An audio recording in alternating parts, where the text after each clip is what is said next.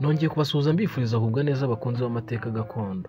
Duherukana ubushize mbabwira ko nzagaruka dukomeza kuri Rurenge umwami wa mbere w'Abasinga. Reka dukomeze igitabo cyacu. Rurenge ariwe mukurambere abarenge bose bakomokaho, niwe mwami wa mbere w'Abasinga uzwi. Abarenge baracyaboneka mu gihugu, cyane cyane mu burengerazuba bw'amajyaruguru y'u Rwanda. Naganiriye n'abarenge benshi ariko bo ntacyo bivugaho uretse kumenya gusa ko ari Abasinga. Nahuye n'umurenge umwe usobanukiwe kandi wize amashuri y'iki gihe, ambwira ko umurenge wo mu giturage atabura kugaragaza ko n'ubu ntacyo atinya kubera ko ari umwana w'abarenge. Namubajije niba nawe hari icyo azi ku barenge arampakanira, ariko ambwira ko yumvaga baganirira ku kagwa, maze umwe yirahira arangurura ijwi yemeza ko umwana w'umurenge ntacyo atinya niba umurenganije. Ibyo bikunda gushyika mu gihe bariho bisomera ku kagwa.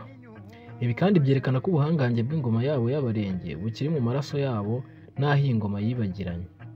Turaza kubona hepfo ko iyi ngoma y'abarenge imaze imyaka 1000 ivuyeho.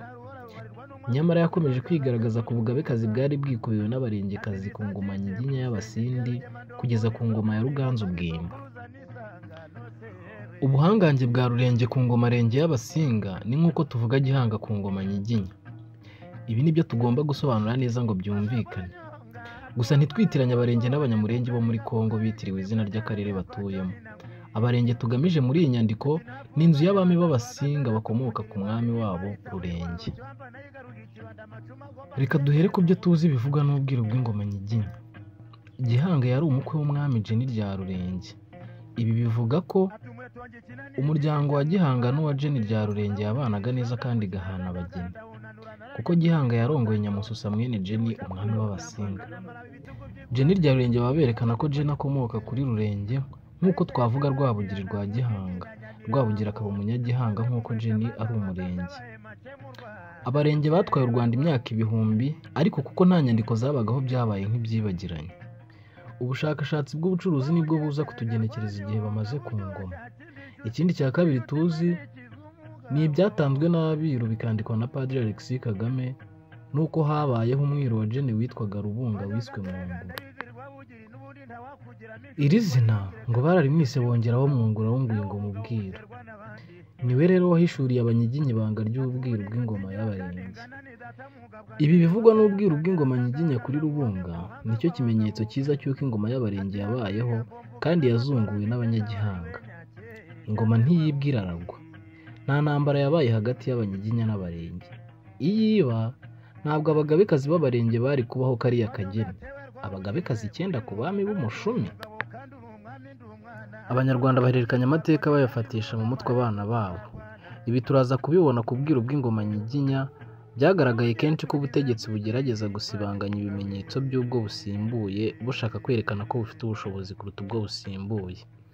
Ingoma Nyiginya ntabwo yasibanganyije ingoma Renge kuko ubugabekazi bwari ubw'Abasingakazi. Rubunga wiswe Mwungura w'Ingwingo mu bwiru ni ikindi kimenyetso gisingiza Abarenge. Gihanga rero siyo wahanze ingoma.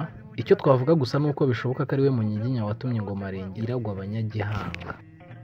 Ubwiru bw'ingoma y'Abasindi burongera bugaha agaciro gakomeye ibimenyetso by'urusengo cyangwa se nyamiringa ndetse n'inyundo bya Gihanga. Abiru basobanura ko ibimenyetso by'ingoma Nyiginya byari nyamiringa ndetse n'inyundo. Ibi bimenyetso bifite agaciro kabyo gakomeye, ariko ntabwo ari nk'ak'ingoma mu bihugu by'ibiyaga bigari.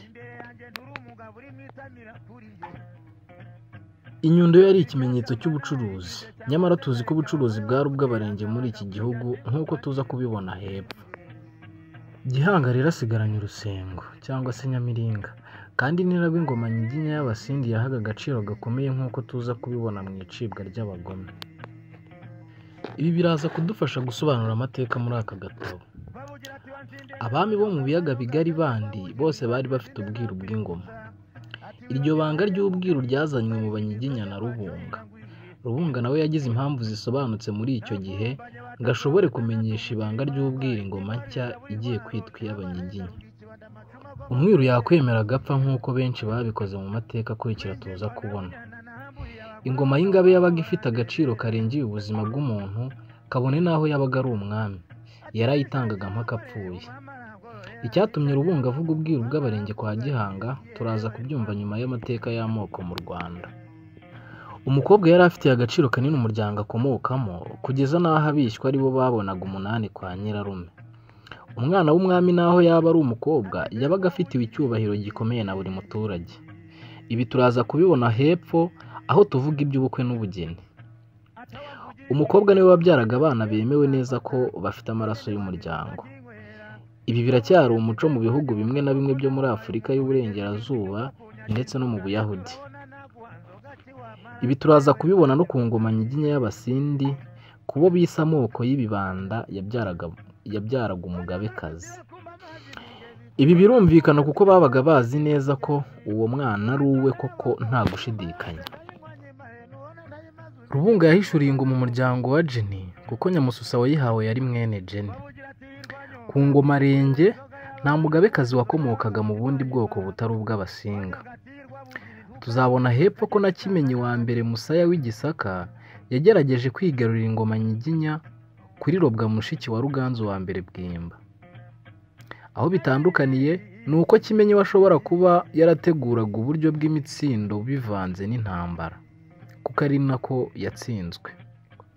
Mu muco wa kera ingoma yari ishingiye ku itegurwa ry'uzaba umugabekazi.